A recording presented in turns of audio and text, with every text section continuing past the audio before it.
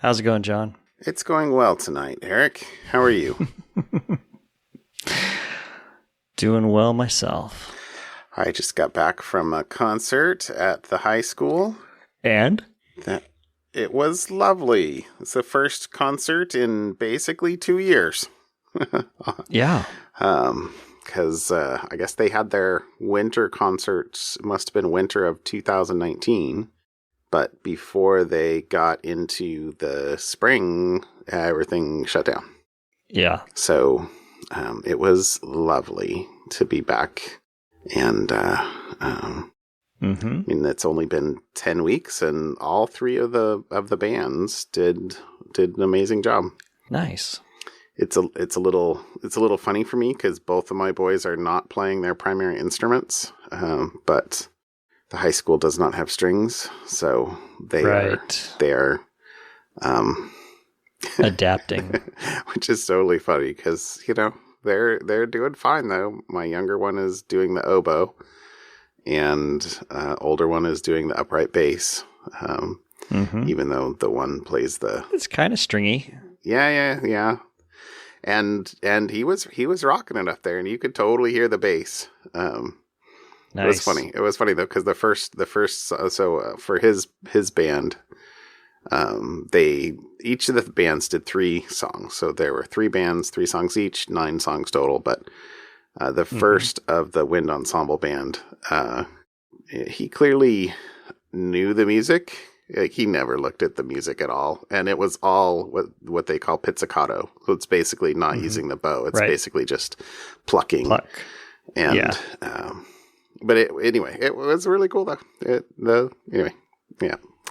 Proud Papa. Fun. That's cool. It's cool. It was great. So nice. That was fun. Nice. Well, I'm glad you got back in time. Yeah. To do the recording. Exactly. Yeah. You were on notice that I wasn't quite sure when things would happen. Right. Because of course, after a concert, we generally get the boys a treat. And so, I had to go up over the hill and go to Dairy Queen and, get some blizzards, which is totally cool, which is why I'm drinking the water right here. I can see it on your desk. Out of the Dairy Queen cup. So anyway, it's all good.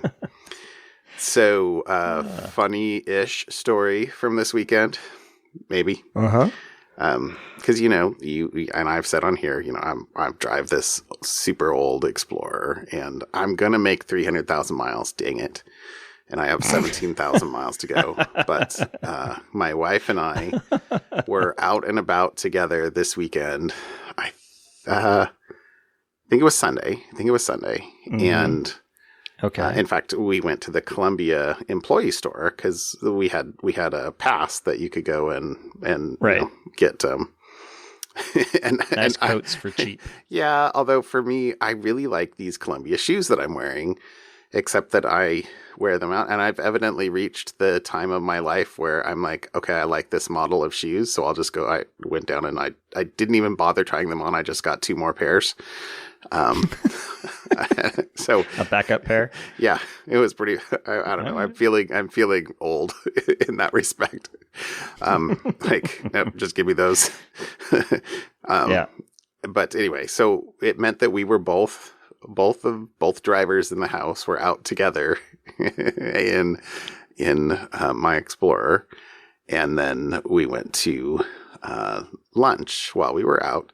And as we came out of the restaurant, my wife was like, that puddle is underneath our car. Oh, no.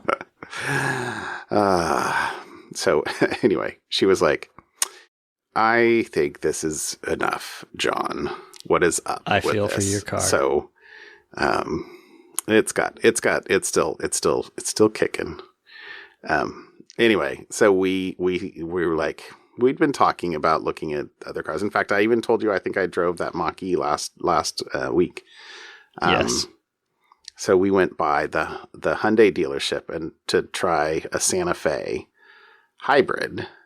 And it turns out they had plug-in hybrids. I didn't even know they had plug-in hybrids. Okay. And it was awesome. In fact, my wife said, as as we were kind of winding down, she was like, if you had the model we wanted here, we might be walking away with the car. But they did not have the model that we want, or that she wants, or anyway.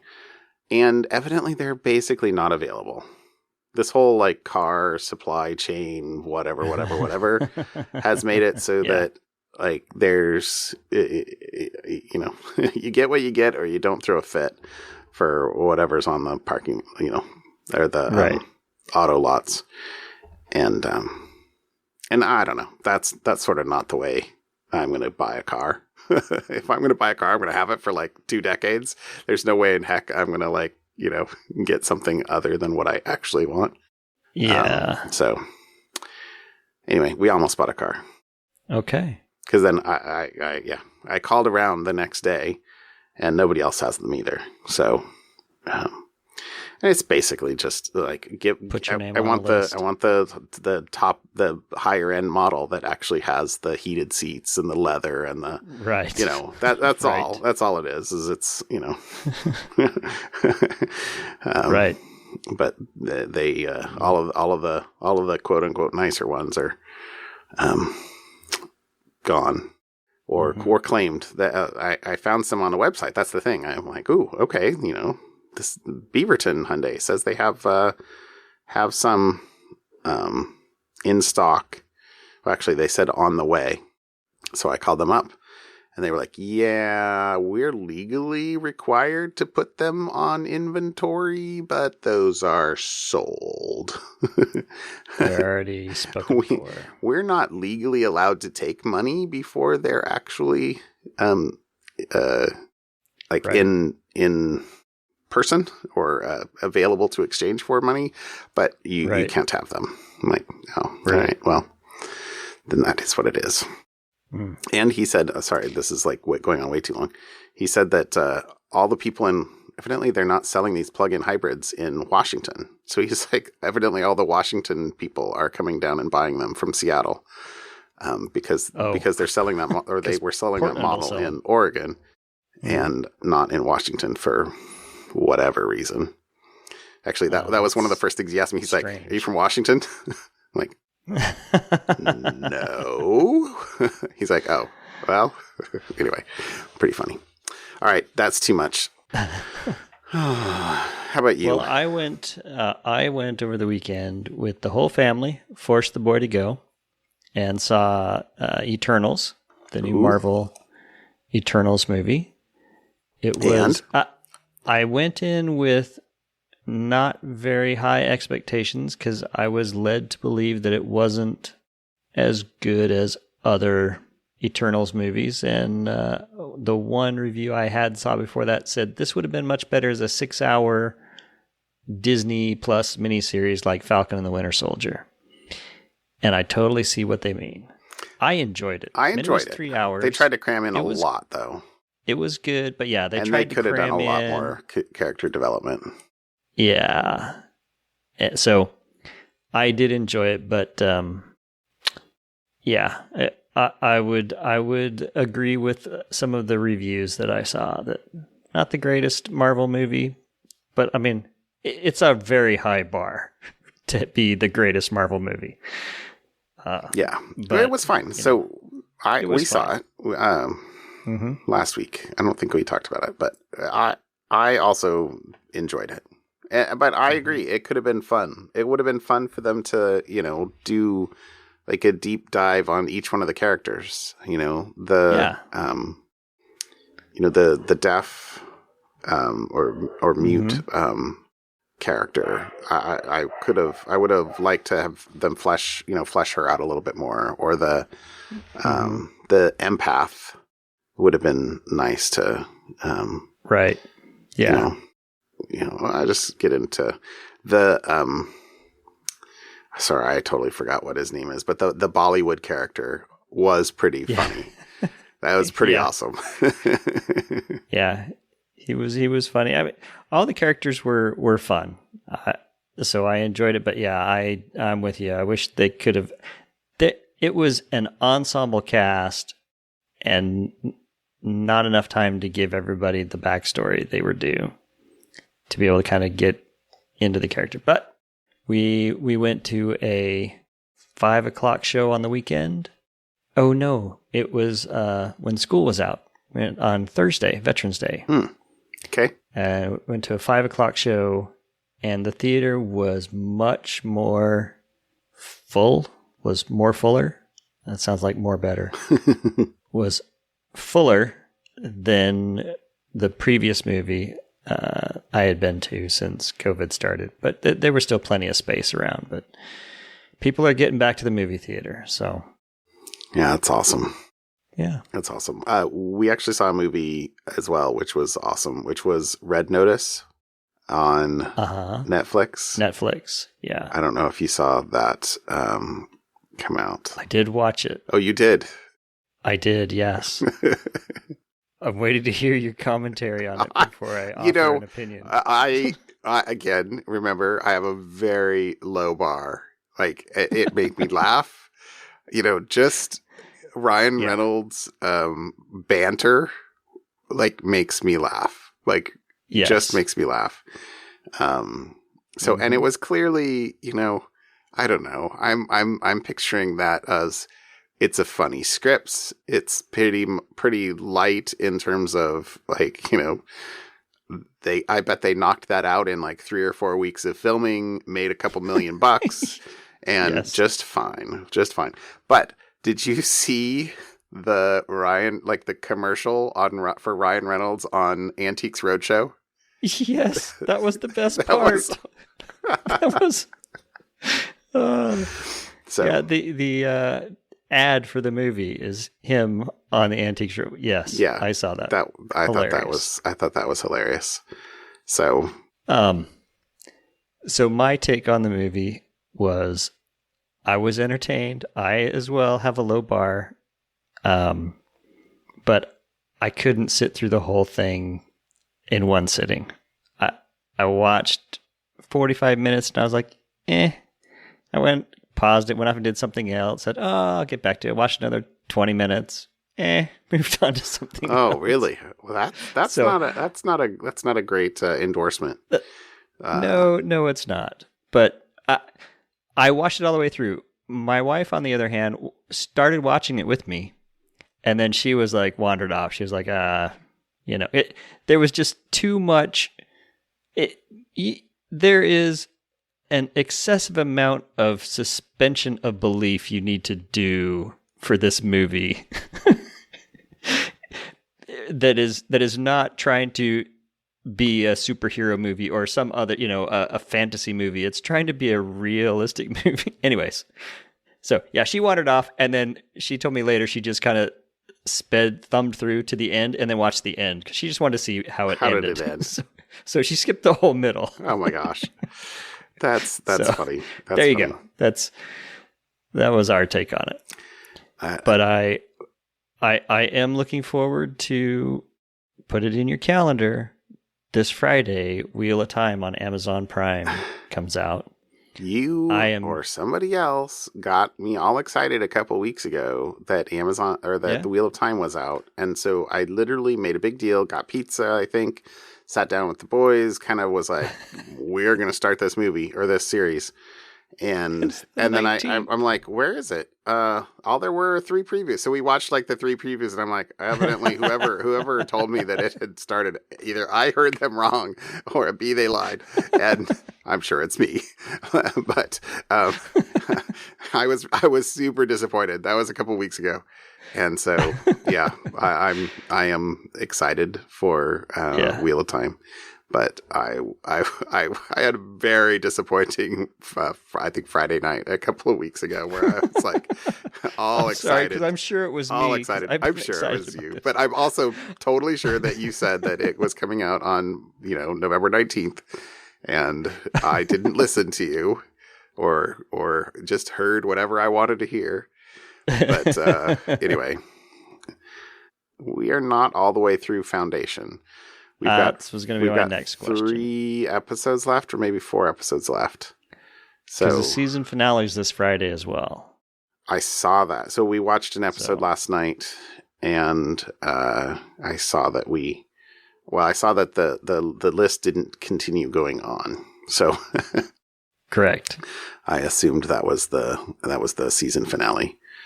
And it's sort of the same thing. It's good. It's fun. And we're enjoying it, but they're not engaged to the point where they're like, "Can we go down and watch an episode?" Right. You know. Yeah. So, but that's okay. Once I assume with Wheel of Time, I will be like, "And we're watching it. Let's go." Yeah. Anyway, we'll see. All right. We'll see. I have started rereading the book. Ooh. So. Very good. Please don't mess it up.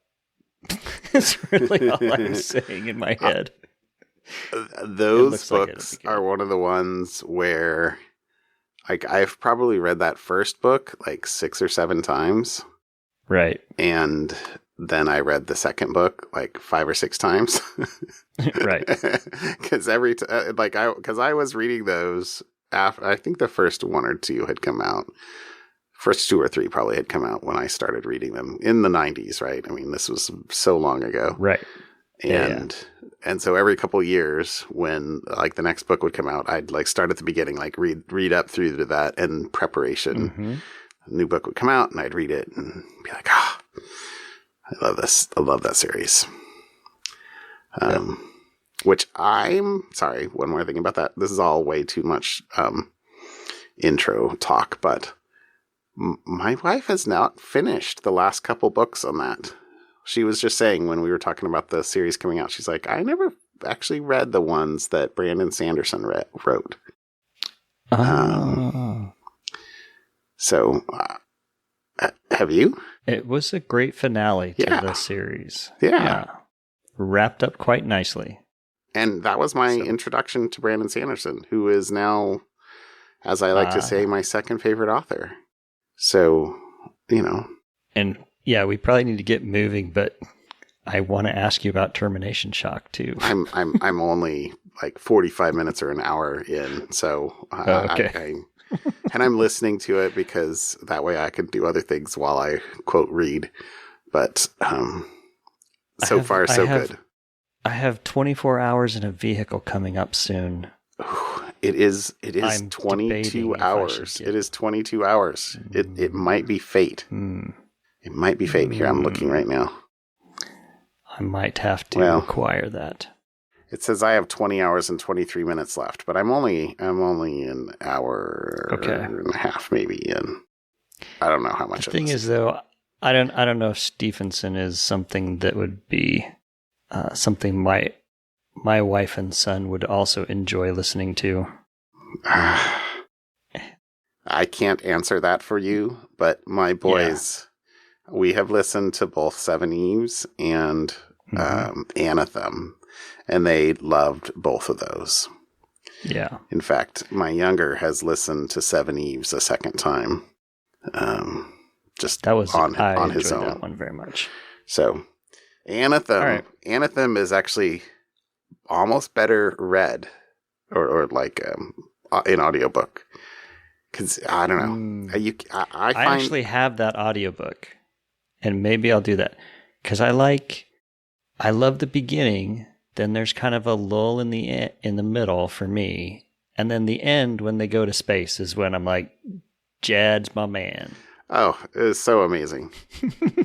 But my kids, when we listened to that, they were like, what in the heck are we doing here? We're going from like monastic math geeks to wizards in space? What?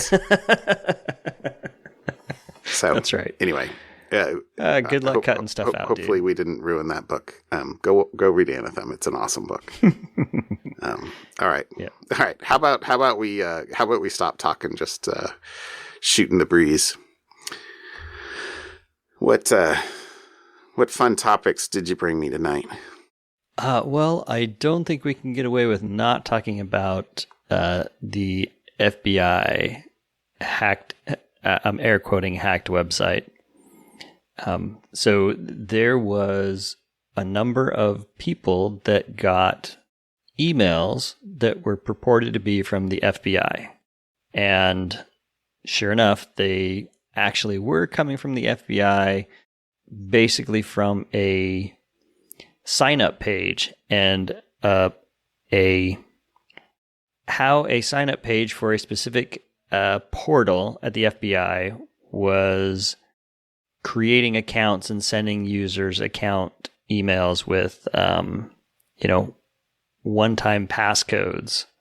So what was happening was a guy, we'll call him gray hat person, decided to write a script that basically went and signed up, because you were allowed, it was a website, a portal that anyone in law enforcement could sign up for, but there was no validation or check. So you just go to the page, sign up for it, and the website itself, that you would fill out the form, it would send an email from the FBI to the user, but that sending of the email from FBI to the user was all done in the client-side code.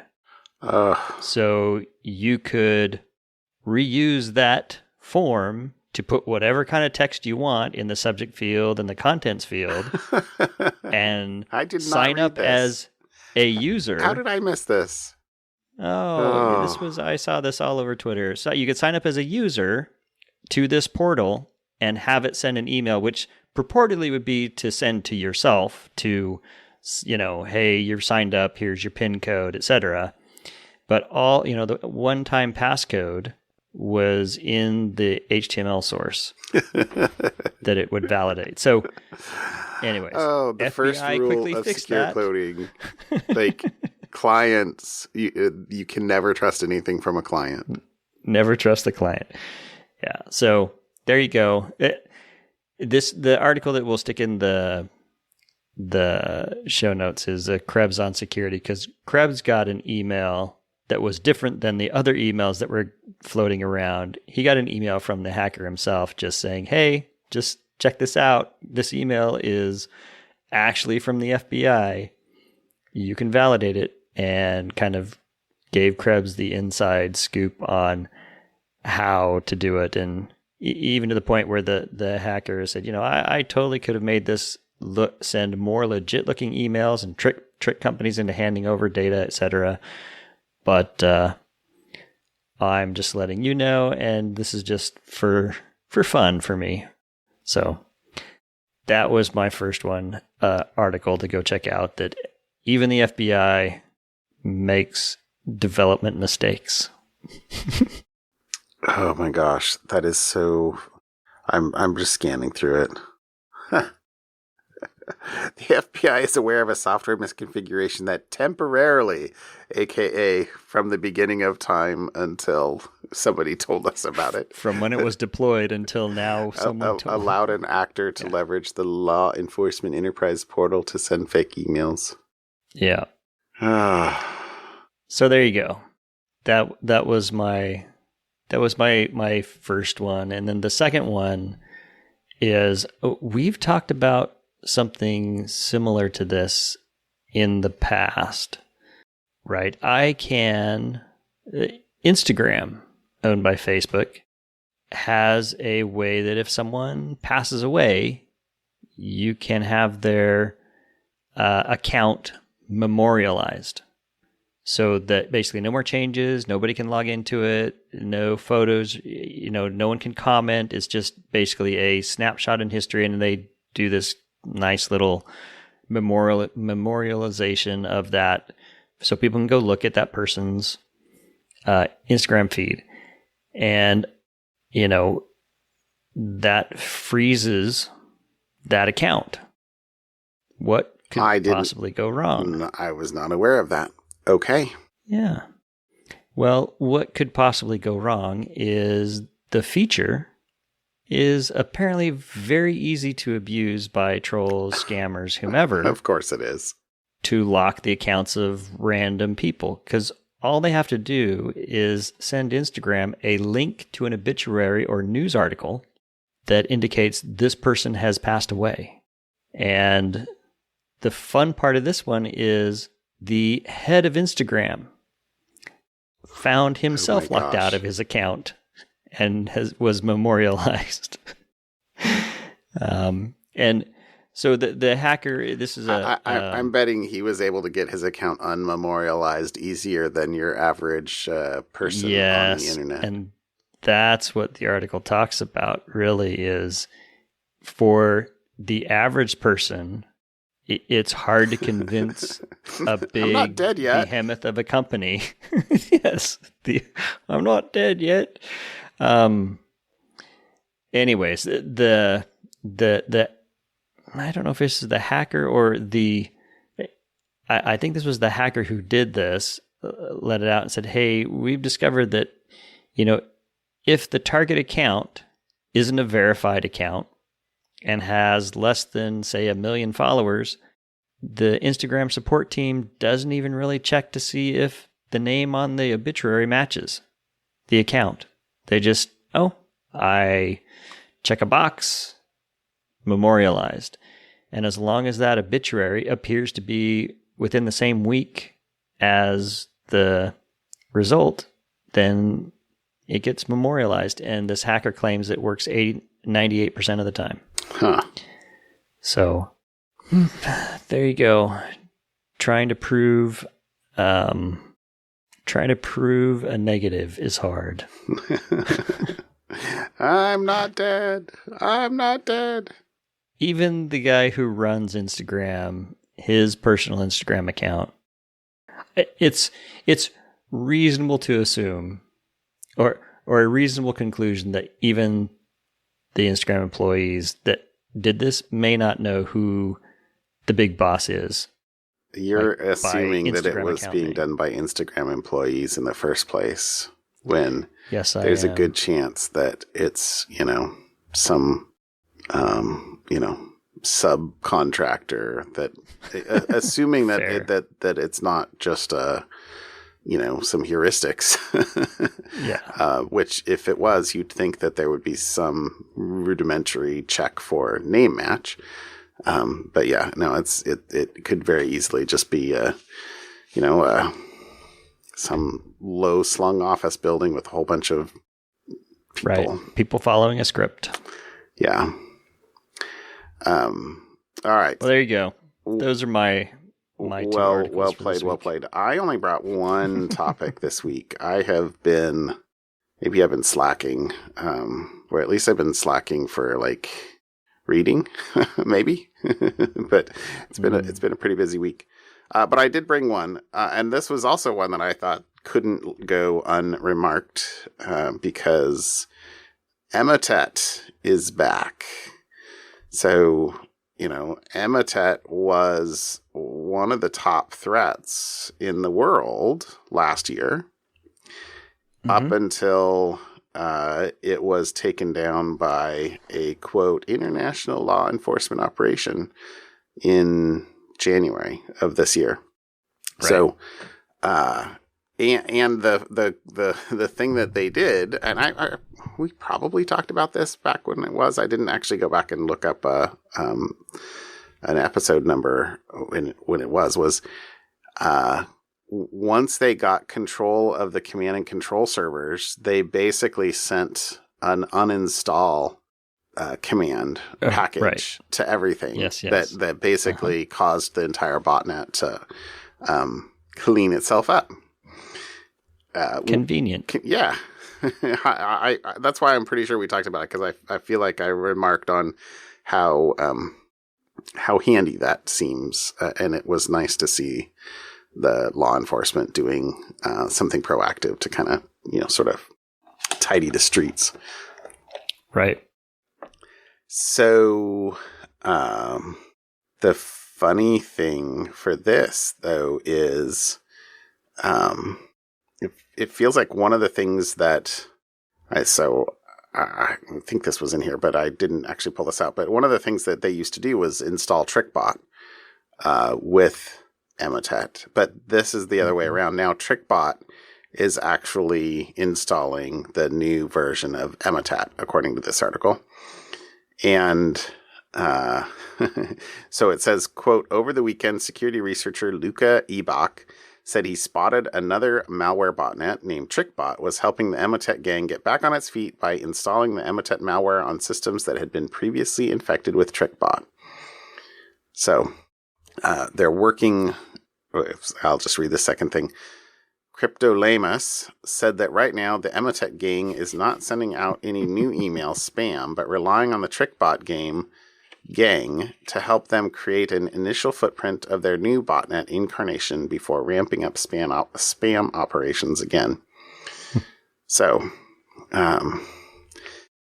there's a link to potential command and control servers for people to block. There's active work to ensure coverage for this, and I'll be curious to see if there's how long it takes before there's another action to kind of keep them squashed down if possible. Because everything was Emotet in 2020. Seemed like. I'm giggling because Cryptolamus sounds like a Latin you remember the Wile E. Coyote cartoons? Yeah. Where Wile E. Coyote would run. Oh, yeah. And then it would freeze frame, and they would have Latin underneath, yeah. Edemus, Starvingus, Coyote, and Roadrunner was Speedius, Fastius, Cryptolamus, that's a tangent here, but that's should be a Looney Tunes. It made me giggle because that vision popped back in my head of Wile E. Coyote. There's some TrickBot botnet gang with a character named Cryptolamus. Right. That's funny. That's funny. So I amuse myself. No, it's all good. So this is the first signs of life for this were this week. I think this article came out on Monday. So we will have to see where this goes. So mostly watch this space. Let's see what happens in the next couple weeks about Emotet. All nice. Right, that's the only one I brought. So hey, okay. How about something fun? So my something fun, I believe I jumped the gun on the Instagram story by saying we've talked about this before. I don't think we talked about the Instagram story before. This is what I was thinking of when I said we've talked about this before. So these are solar panels and solar energy, and solar panels being used in a different scenario. So there are huge amounts of farmers who are going out of business or being bought out by massive conglomerates. Mm-hmm. And the independent farmer is few and far between. And so a farmer in Colorado got the idea of, well, what if I could put solar panels throughout my farm and sell that energy back to the grid and try to, help, sustain my farm so I can keep the family business in the family business, And he went to the regulators and they said, no, your land is designated as historic farmland. You can't put up solar panels. That's fancy pants new stuff. And his comment was, well, we aren't making any money. You seem to want renewable energy at some point for the whole county. So why don't we figure out how to work together? This is an NPR article, and it brings up a lot of interesting points. He was able to finance the solar panels. He's selling enough electricity back to the grid to support 300 homes, and it's helping his plants because it provides shade. So the plants are using less water. And he's able to do it far enough apart that he can drive his tractor down between the solar panels and do the proper farming stuff. And it seems to be win, win, win. I feel like this was one of my something funs a couple of months ago where they were doing it on top of canals. Yes, in California. To prevent water evaporation. Exactly. Yeah. So this was another use case. The sun is free, so this would be great. So anyways, the article is actually much longer, and it goes through how he's doing it and the benefits that he's seeing, which if he didn't have the solar panels, he would be spending more money on water. And I think he even talked about fertilizer. He needs to fertilize less and a bunch of other things, benefits that he's discovered now that he's kind of made this deal and it's a trial run. And maybe a lot of these smaller farmers, just on the outskirts of the cities, can start putting this kind of stuff together and use this as a pattern.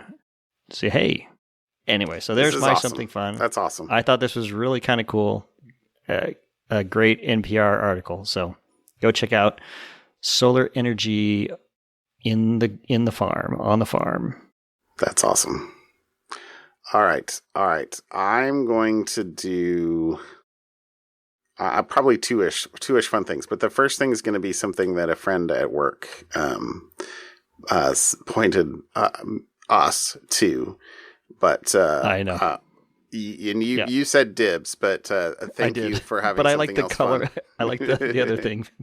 So this is the size of space. So this is I swear this Neil.fun that we've done something else with this guy. I didn't look in that either. But anyway, this is a website, Neil.fun, NEAL.FUN /size-of-space. But you can go look at the link in the show notes or this chapter. But this is totally awesome because I mean it's kind of one of those fancy pants websites, but it's the shape of things or the size of things from a human. So like the first thing is astronaut, and then the Hubble Space Telescope, and so everything proportional to their actual size. And so it goes from a astronaut to the telescope to the shuttle to the space station to a Saturn rocket to and then it starts with asteroids, moons, asteroids, dwarf planets, and keeps going and going and going and going. But with each successive thing so much bigger than the last, and so you can kind of see the perspective dwindling off into the distance, all the way up through planets and then stars. And which one of the things that really surprised me at the beginning was Sirius B, which is a white dwarf star, is actually smaller than the Earth, smaller than Venus. I didn't know that either. Yeah, I had no idea. I didn't. I mean, other than collapsed stars, I thought stars were mostly or bigger. Anyway, this is just awesome. The visuals were fantastic, all the way up through black holes and then all the way through galaxies, and then so I'm going back far out. So nebulas, supernova remnants, Kepler supernova, Tycho supernova, which is gigantic, like probably a tenth the size of the first spheroid galaxy they have on here. All the way up then through Spiral Galaxy, Bard Galaxy, and then the local group, which is the group of galaxies, the Virgo supercluster, the Laniakea supercluster, Galaxy supercluster, the large quasar group, and then the observable universe at the end of this, which everything up to that point is just microscopically small. This is just anyway. I love this. This was so cool. Yep. So go check this out. It's super cool. And then I have a kind of second, call it a half something fun. Half fun? So click on the Descript. I have not done this, although I've been tempted. But this converts your audio to a transcript, and then you edit the text, and it automatically does all the clipping of the audio, and it also does AI of your voice, and you can put in words if you misspeak or want to say something else. I really am. It will actually take your voice and then create your voice, sort of fix ups, sort of deep fake. But anyway, I saw this at some point in time in the last week or two, and I was like, wow, that seems pretty cool. But I haven't tried it yet. But anyway, I thought it looked cool. So I thought you might appreciate that. Yeah, as well. That does look cool. I don't know if I am ready to give up using my iPad for podcast editing. I don't think I am. This either. does look kind of cool. But it's for video too. So video and audio editing, and the AI super lords are coming for us. So beware.